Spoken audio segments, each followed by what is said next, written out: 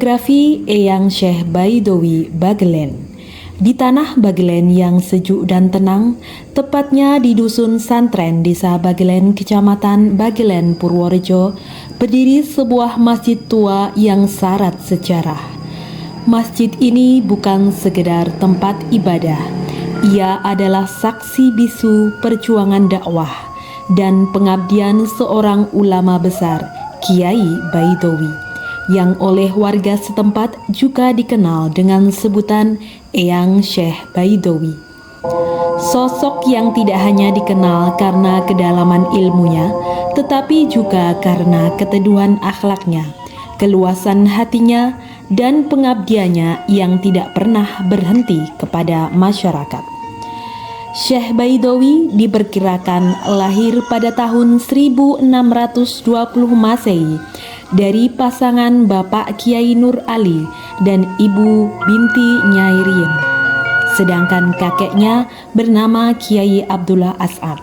Baik bapak dan kakeknya semuanya dimakamkan di Tepus, Purworejo. Syekh Baidowi mempunyai 6 saudara, yaitu Syekh Baidowi Beduk Purworejo, Kiai Asmawi, Kiai Hasan Raji Tepus, Kiai Mat Kasani Tepus, Kiai Nyai Kerto Benawi, Kiai Abdul Ghafur. Syekh Baidowi lahir pada masa ketika masyarakat Jawa masih kuat memadukan tradisi leluhur dan ajaran Islam. Ia tumbuh di tengah keluarga religius yang menjunjung tinggi pendidikan agama. Sejak kecil, ia dikenal tenang, tekun, dan sangat cinta ilmu.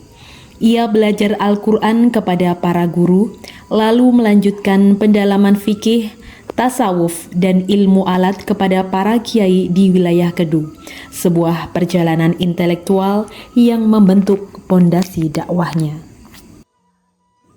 Seperti para ulama besar lainnya, Baidowi muda melakukan pengembaraan panjang dari tempat kelahirannya menuju para ulama di daerah pesisir. Ia mengumpulkan mutiara ilmu dari berbagai guru. Menurut berbagai sumber, Baidowi muda pernah belajar ilmu di pesantren Al-Kahfi Somalangu, merupakan salah satu pondok pesantren bersejarah tertua di Asia Tenggara yang masih eksis hingga saat ini, yang berada di Desa Sumberadi, Kebumen, Jawa Tengah. Pesantren ini didirikan pada tanggal 25 Sya'ban 879 Hijriah atau Rabu 4 Januari 1475 Masehi. Pendirinya adalah Sayyid Muhammad Isom Al-Hasani atau yang dikenal dengan nama lakop Sayyid Abdul Kahfi Al-Hasani. Perjalanan ini menempanya menjadi pribadi yang matang, rendah hati, dan memahami karakter masyarakat Jawa. Ia menguasai ilmu syariat tetapi juga mendalami tasawuf, sehingga dakwahnya selalu seimbang antara hukum dan kelembutan hati. Setelah membawa pulang ilmu dan pengalaman, Syekh Baidowi kembali ke tanah kelahirannya. Disinilah perjalanan dakwah besarnya dimulai. Beliau membimbing masyarakat dengan cara yang halus, ramah, dan merangkul tradisi, sehingga ajaran Islam diterima tanpa penolakan. Ia mengajarkan fikih ibadah, akhlak, serta memperbaiki kehidupan sosial dan moral masyarakat. Ada riwayat bahwa sebenarnya Kiai Baidowi itu asli dari wilayah Godekan, Serandakan, Bantul, Yogyakarta. Oleh karenanya, di wilayah tersebut sekarang juga terdapat sebuah masjid dan diberi nama Masjid Kiai Baidowi. Beliau datang ke tanah perdikan Bagelen tidak lain adalah untuk hijrah melakukan syiar agama Islam di wilayah Kedu sebelah selatan. Kala itu, beliau hijrah ke Bagelen bersama dengan Ki Ageng Mangir. Setelah sampai di Bagelen, Kiai Baidowi bertemu jodohnya. Kemudian Kiai Baidowi menikah dengan Raden Ajeng Lebe Syekh, putri nomor 3 dari Sunan Geseng, atau Raden Adipati Danurejo atau Cokrojoyo III. Sepanjang hubungan Kiai Baidowi namanya semakin tersohor. karena istri Syekh Baidawi masih terah Brawijaya dan juga kerabat dari keluarga Kesultanan Mataram. Karena keilmuannya yang tinggi dan juga masih kerabat keraton, beliau akhirnya diangkat menjadi penghulu kerajaan Mataram Islam. Dari pernikahan dengan Raden Ayulebe tersebut dikaruniai 13 keturunan, yaitu Nyai Sorowiti Cilacap, Kiai Prawiri Joyo atau Singo Benowo Kulon Progo, Kiai Ali Burhan Purworejo, Kiai Kasan Mukibat Bagelen Serandakan Purworejo, Kiai Murjo Bagelen, Kiai Zakari atau Singo Kencono Sangkalan Bagelen, Kiai Hakim, Kiai Anis atau Nyai Ali Ibrahim, Kiai Umar Kebumen, Kiai Ali Muhtarom Purworejo, Kiai Pengasih Singoyudo Kulon Progo, Kiai Zaini Tulungagung, dan Nyai Aruman. Tanggal 28 Juni 1677 terjadi huru-hara. Keraton Pleret jatuh ke tangan pemberontakan Trunojoyo dan memaksa Sunan Amangkurat I keluar dari keraton. Hari Senin, 29 Juni 1677, rombongan kerajaan sampai di Jagabaya yang termasuk wilayah Bagelen dan bertemu dengan pasukan pemberontak. Beruntung datang bala bantuan dari Kiai Baidawi bersama rakyat Bagelen. Sunan berhasil selamat dan mengeluarkan sebuah pantangan bagi anak keturunannya agar tidak menyeberangi sungai Bogowonto membawa pasukan. Atas bantuan dari Kiai Baidawi dan rakyat Bagelen, Sunan bersama Permaisuri membangun sebuah masjid yang dikenal sebagai Masjid Santren yang di dalamnya terdapat angka tahun 1679,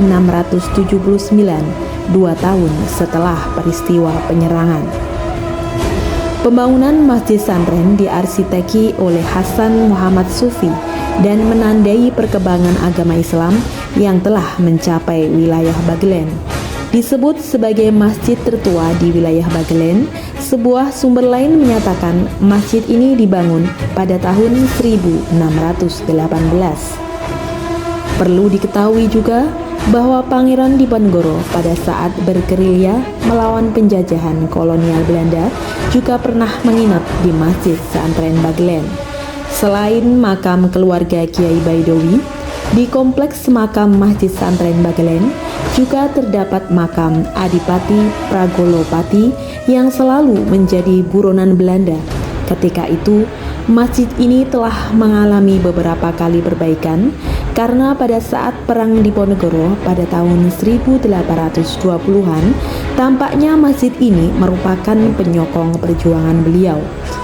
Terlihat dari adanya sawo kecik di halaman masjid. Dan Pangeran Diponegoro memang melakukan gerilya di kawasan Bagelen dan Kedu. Sawo kecik melambangkan perilaku sarwa becik, serba baik atau akhlakul karimah. Pada sebuah sokorowo yang terletak di sisi kanan mihrab terdapat sebuah prasasti, tulisannya menggunakan huruf Arab yang berbunyi, "Masjid iki dibangun ing negara kang agung kanggo para leluhur sing wis tilar donya mundi dawuh saka Sultan Mataram, diparingake marang Ustadz Baidawi lan sing sabenere gawe masjid iki Hasan Muhammad Sufi. Muga-muga wae piyambake oleh ridho Allah arupa nikmate donya lan akhirat serta katetapno imane." Disebutkan bahwa pohon besar itu tumbang pada Jumat 28 Februari 2020 pagi. Dakwah beliau tidak hanya berhenti di Bagelen. Dari Purworejo, ajaran beliau menyebar hingga daerah pesisir selatan Jawa lainnya. Murid-muridnya kemudian menjadi kiai, guru ngaji, dan tokoh masyarakat.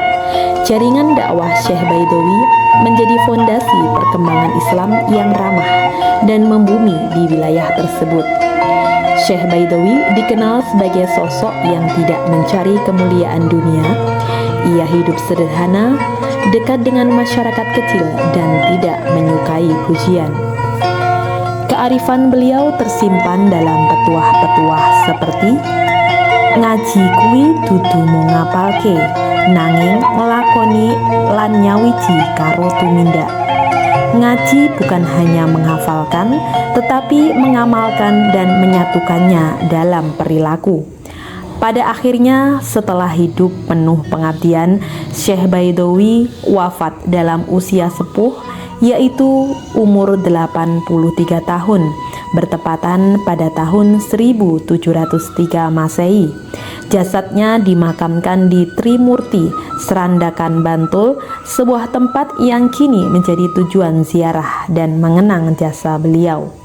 Meski raganya telah tiada, ajaran dan keteladanan hidupnya terus menyala. Warisan Syekh Baidowi bukan hanya berupa ilmu, melainkan kultur keislaman yang damai, toleran, dan memuliakan akhlak. Anak keturunan dan para pengikutnya meneruskan tradisi pengajian, manakib, sholawat, dan pendidikan agama hingga sekarang. Beliau bukan hanya ulama, tetapi penjaga cahaya yang menerangi masyarakat sepanjang zaman. Inilah kisah seorang wali desa yang berdampak besar, seorang guru yang mencintai muridnya, seorang ulama yang memuliakan masyarakatnya.